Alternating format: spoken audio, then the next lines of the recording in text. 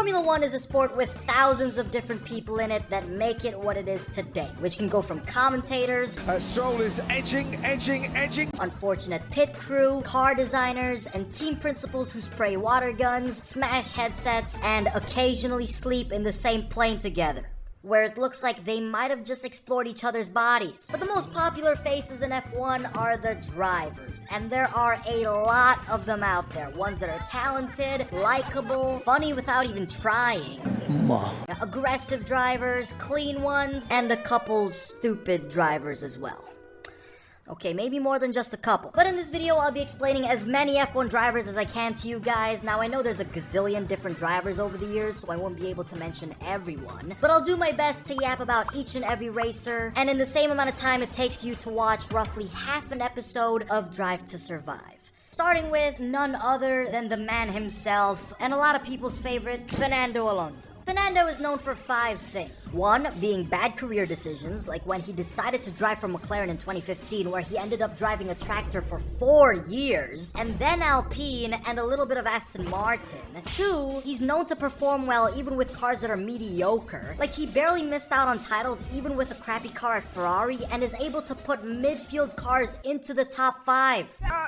And 3, all I can say is that he is extremely young. 4, definitely hasn't been in the sport for over the past 20 years. And 5, he totally was not world champion by the time 2 of F1's newest drivers were born. Now, this might sound like I'm sarcastic, but I'm really not. Fernando is one of the oldest drivers in F1's modern era, but the reason why we call him young is because of how he's still able to be fast. drizzle comes down. Alonso's squirming. Whoa. Oh, he's made a miraculous save. Oh, he nearly dropped it from the gravel. Alonso so nearly into the barrier and out of the race. How has he done that? And also a running joke where people call him a rookie after coming back from retirement. So he's the most experienced driver. But even with age aside, he's still the youngest driver on the grid. I mean, just think about it for a second. You won't see any other driver do gritties on TikTok, start mewing on camera, and give you this fire-ass forehead shot. And that is why Fernando Alonso is a lot of people's certified Pookie Bear. He's like that one chill uncle that still fucking got it. You know what that is? Simply lovely. Max Verstappen, aka Dutch Sid the Sloth, is an absolute racing machine. This man lives, breathes, and fucks racing. That when he's not racing in F1, he either races in other events, sim races at home, and wears his team shirt all the time. That he even wore it during his child's gender reveal. I swear, racing is in Max's blood, sweat, and jizz. And that is what makes him arguably one of the fastest drivers in Formula One, where in 2024, he was able to secure his world championship without always having the fastest car. And like you said, you know, before I could only win it in the fastest car. Exactly. Won an F1 race at 17 years old in 2016, destroyed almost every single teammate he gets paired with, and has won from the most unpredictable places. The way this man extracts every bit of pace out of his car is like that one rancher milking up the driest cow. Max gets every inch of speed. However, no one can have everything. Max is a driver that's been through a lot of shit. Mostly childhood abuse from his father Jos Verstappen, who wanted to mold his child into a racing robot. 3 minutes later, where is he now? I said, come on, drive. I'm still, I don't care, drive. And then he couldn't move his fingers, and I didn't care. And this created a winning mentality for Max, where he always wants to win, and he'll do whatever it takes, which can mean aggressive moves and feisty defenses. Hey. Which makes Max a very controversial driver. Though I personally like what he does, since I think all F1 champions have that mentality. And a lot of people also like how Max is the most unfiltered driver. He'll say whatever he wants to say. If you two end up wheel to wheel after the start tomorrow... Now, can we just already stop about this? Because we had so many questions about this. Do whatever he wants to do. Verstappen doesn't want to celebrate on that podium tonight. Absolutely. Walks off the back, does not want any part of that. And just doesn't give 2 shits if someone tells him otherwise. Carlos Sainz is honestly a walking meme. This man zones out half of the time like he's getting flashbacks of fighting off drones in Afghanistan. But regardless, when Carlos doesn't look like he smoked a little too much, this Spaniard is extremely talented. His drives at McLaren and especially Ferrari were a piece of delightful cake.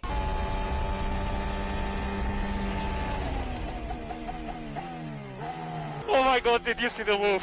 Did I go for it?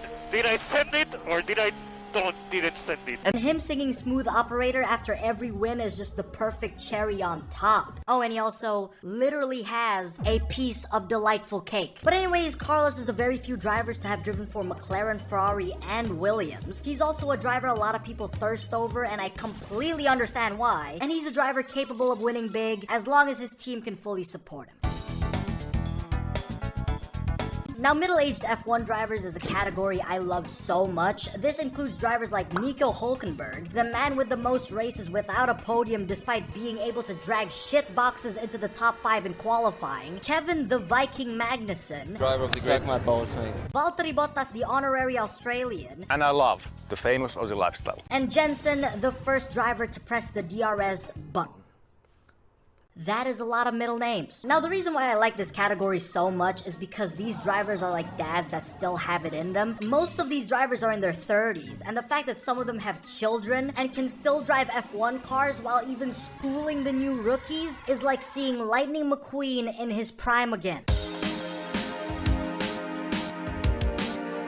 Sir Lewis Hamilton, the second oldest driver in the modern era who drove for McLaren, Mercedes, and now Ferrari. One of the biggest faces of Formula One with the most successful career so far and amazing talent to back it up. Perez goes off the track, comes the chicane, off goes Leclerc, through goes Hamilton! And he's going to try and make that lunge, and he does make that lunge down the inside. That is the best move of the lot! However, has quite the questionable Team LH fan base. This image says so many things. Legacy, excellence, willpower, inspiring, strength, heroic.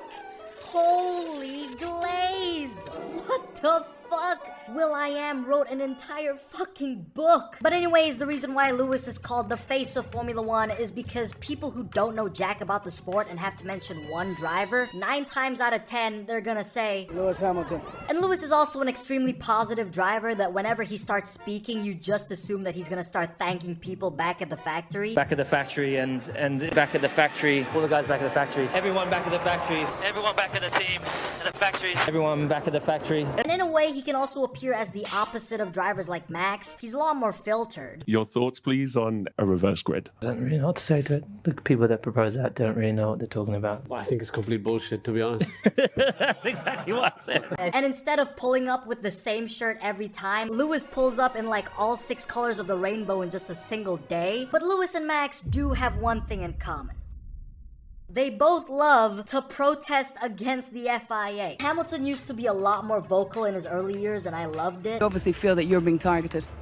Maybe it's because I'm black. That's what LAG says. He's a lot more PR trained now, though. But when the FIA banned F1 drivers from wearing jewelry, he pulled up to the function with like 6 watches and 10 necklaces. Baller move. Lance Stroll is literally Joe Biden.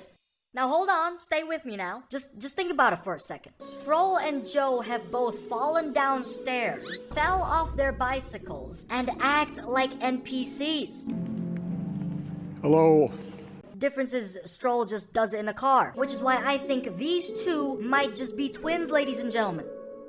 Although Joe did say this one time. Yeah, I have 2 younger brothers. I'm the oldest of 3, and I've got a sister who's the love of my life. The Fox News decision desk can now project that former Vice President Joe Biden will win the state of Alabama. Now, I don't know if Lance is in love with his sister, but I also won't be surprised if he is. But despite how much they can be alike, there's one difference between them. And I think it's that Joe Biden might have known more about what's going on in his surroundings than Lance Stroll does in an F1 car. Fernando Alonso goes off the track. That's a high-speed crash, and he's made contact with Lance Stroll. Apart from that comparison, though, Stroll is a mediocre driver who is so inconsistent and has a bad personality along with it. And he's been in F1 since 2017 because his dad owns every team he's been in. Which can now bring us to Esteban Ocon, who is almost the polar opposite of Stroll. The Frenchman came from a family that was far from rich, so he's had to work hard for everything. It's so respectable considering most F1 drivers come from a rich background. However, the the reason Ocon isn't the exact opposite of Stroll is because he is also a driver that's tough to like. Because for years, Esteban has beefed with God knows how many drivers and even his own teammates. He had personal beef with Pierre Gasly even from their karting days, had beef with Max Verstappen and Sergio Perez. We were having a good race until Perez tried to kill me 2 times. What a tweet, man. Why did you want to kill him 2 times?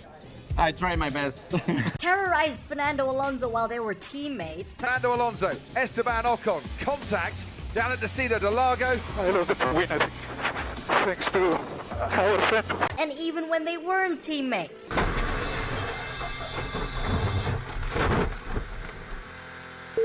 Idiot, Fernando. Overall, Esteban can be both a very likable driver that can be pretty silly sometimes. Esti-Besti's on the podium, baby! He's a great person off track, I guarantee that. But on track, he can and will terrorize anyone he sees. Oh my god. What a sight that is. Lando Norris and Oscar Piastri, British and Australian McLaren boys that are so similar. They're both drivers capable of winning, very suitable for the younger demographic of F1 fans, perform really well on track, and are pretty funny. Keep going for now, I can't, it's broken! It's broken! Anti-stall! It's off. Though the difference between them is that Oscar is a much more cool-headed driver, this man literally just has a set number of facial expressions, whether it's him winning a race, witnessing the end of the world, the fall of empires. Oscar will always just have the same look in his eyes. He's a very reserved guy, you know, very nonchalant like that, you know, he's definitely taking care of his aura points. This team plus 1,000 aura points. Whereas for Lando, he's the type of guy to go... Now, as you can tell, he's a lot more expressive. Lando is very vocal about everything, whether he's racing or not. Now, this can be pretty funny sometimes, but it can also get him into deep trouble when he ends up saying things out of spite. But overall, these two are great meme materials and drivers, of course. Lando's the type to shine in quality and in tire management, whereas Oscar can pull off unexpected results whenever he clocks in. Pierre Gasly! Pierre Gasly is honestly a driver I can sum up with just one long sentence. And that being an extremely talented Frenchman that is friends with a lot of other drivers, is able to rizz up all the ladies, but we all know at the end of the day is gay for Yuki Tsunoda. Enough said. The rookies of Formula 1, aka the new guys, which include Kimi Antonelli, Oliver Behrman, Gabriel Bortoleto, Isaac Hadjar, Jack Doohan, Franco Colapinto, and Liam Lawson. Now, the reason why I've categorized all of these drivers together is because they all have one thing in common. They are all pressured by the media and fans to live up to a certain standard. This can never be more true. Kimi Antonelli has to fill in Lewis Hamilton's shoes in his debut with Mercedes. Oliver Behrman is pressured to be just as good as Kevin Magnussen or Charles Leclerc. A lot of people have been comparing Gabriel Bortoleto as the next Ayrton Senna. Franco Colapinto looks a lot like Senna as well, so there's those comparisons too. Liam Lawson has one objective: survive as Max Verstappen's teammates. Isaac Hadjar has the pressures of being a Red Bull driver, and Jack Doohan entrusted his F1 career to Alpine, which is like the equivalent of trusting an electrician to fix your plumbing. Submerge it and then plugged it in. Ow! So I guess Now, when it comes to their personalities, they're all great people. You know, obviously there's a lot more to uncover over the years of their careers, and I know this category is obviously going to change over the years, but I'm basing this off of the 2025 grid, and hopefully some of them manage to remotely survive. Alexander Albon, a Thai driver with a backstory enough to make someone a villain, but he's actually the nicest person you'll ever meet. Let's talk about me, Alex Albon, number 23. Try and stop me getting past. That's fine. I'll get through on the grass. Alex started as a Red Bull driver who had multiple good results ruined by Lewis Hamilton. Has Hamilton troubles here as he turns in? Oh, and Lewis Hamilton makes contact with Alex Albon and forces it the long way round. Norris goes the long way round on Perez. No, not Albon again, no, with Lewis Hamilton. Then he gets fired by Red Bull in 2020 because they saw that he couldn't perform as well as Max, but came back to F1 with Williams in 2022 and has been doing great. Alex is just overall a really jolly and likable dude, and also he's part of the 2019 rookies, which include George and Lando, and they've been trolling each other probably their whole lives. George, you are so bad. And with that clip right there, it brings us to George Russell, a driver that manages to become a meme without even trying. Welcome to Skibbity Toilet Baku, my dudes. And loves posting shirtless photos of himself, crashing on the last lap of a race, and especially enjoys driving into people and blaming them for it. What the f was he doing? Honestly, is he a f for what?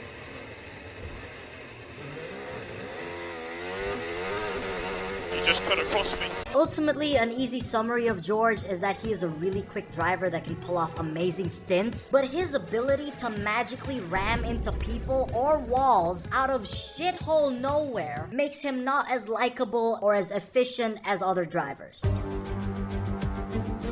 But now we need to fully lock in, ladies and gentlemen, because we're now about to talk about Michael Schumacher. An absolute legend of the sport, 7 world championships and 91 wins. Michael was a beast of a driver in the 2000s era. He was the guy who brought Ferrari to its golden age, set impressive records, and was a great mentor to Sebastian Vettel. He was also integral to Mercedes as well when he came back out of retirement from 2010 to 2012. Unfortunately though, he wasn't able to do well during those times and later suffered a skiing accident in 2013, which left him with severe brain injuries. Though thankfully he was a great mentor to Sebastian Vettel, who still carries on his energy, and his son Mick Schumacher managed to get into F1 with probably one of the most traumatizing experiences, but you know, it's still nice to see.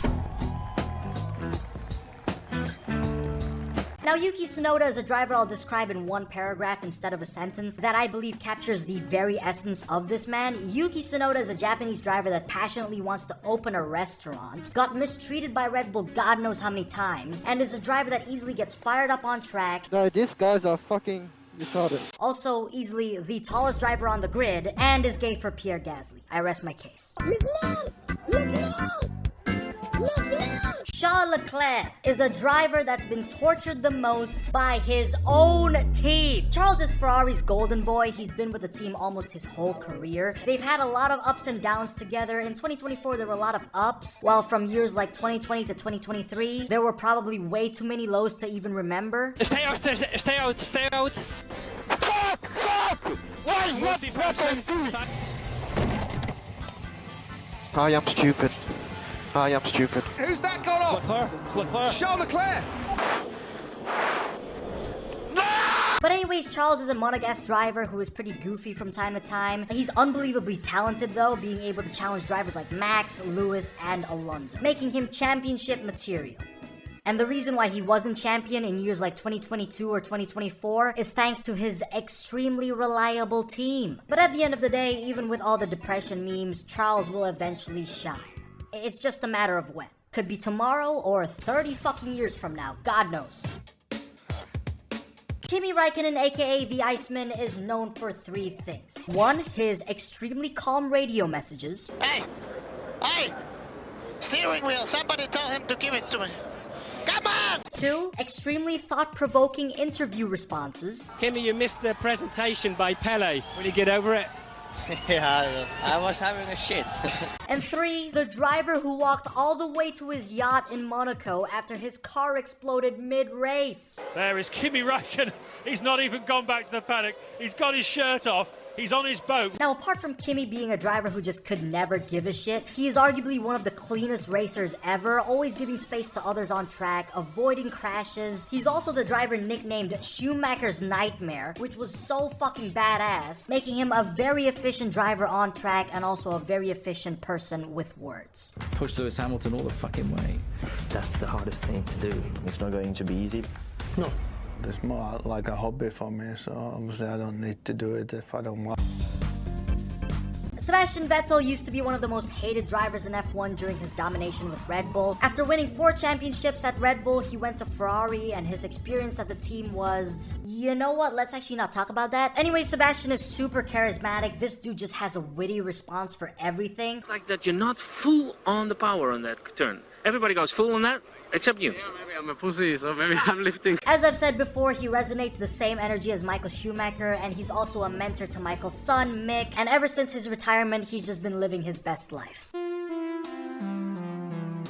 The veterans of Formula 1 are drivers with a certain aura to them that can't be replicated by anyone else. And since I can only name a few, I'll make this fast. Ayrton Senna, a really legendary driver known for his unique throttle technique where he goes... and unfortunately passed away in a racing accident. James Hunt, an absolute baller who slept with 5,000 flight attendants, got wasted all the fucking time but still won races. Alan Prost, aka the Professor, already a dope nickname, and a driver who could challenge the likes of Senna and was a very calculating, elegant racer. And finally, Niki Lauda, the man who survived a fiery crash, still went on to race like a beast, was an amazing mentor to Lewis Hamilton, and made Mercedes what it is today. And speaking about legends, we now can head into the GOATs of the sport. Now when I say this, I don't mean Michael, Max, Alonso, Senna, or Lewis, but rather Nicholas Latifi, Logan Sargent, and Nikita Mazepin. Although Mazepin is more of a Matt rather than a GOAT. Most annoying asshole of all time, because Latifi and Logan are both former Williams drivers that are very likable, but they just so happen to be addicted to crashing and spinning. Drivers questionably bad where we just have to call them GOATs. Whereas Mazepin has the same addiction, but he's a horrible person who doesn't know his place and touches his friends inappropriately. That if you were to compare Nikita Mazepin to someone like James Hunt, it's like flirting versus harassment. But finally, after speedrunning all of those drivers, I think it's finally time for some honorable mentions to close off this video. Starting with Danny Kvyat, a Russian driver who lost his girlfriend, daughter, and F1 career to Max Verstappen. Sergio Perez, a Mexican driver who was amazing until he went to Red Bull. Daniel Ricciardo, a really funny Australian driver, and the same man who beat Max Verstappen in equal machinery then threw away his career. I just had to say it again, guys, forgive me. And since we're on that topic, did someone say Nico Rosberg, the Monaco-based YouTuber who beat 7-time world champion Lewis Hamilton also in equal machinery? But anyways, regardless of my schizo episode just then, another mention is Roman Grosjean, the man who walked through fire. And finally, the last driver we have, Robert Kubica. One of the best drivers to never lift the World Champions trophy. The man who drove tractors his entire career but still managed. And was even able to make the worst car in Formula 1 history look decent. And, we're not done yet, with only one fully functioning hand. Which honestly just makes drivers like Nikita Mazepin and Lance Stroll look like disgraces. Because they still have both hands, but somehow manage to drive as if they only have one. Like, what's your other hand doing, guys? Jerking off?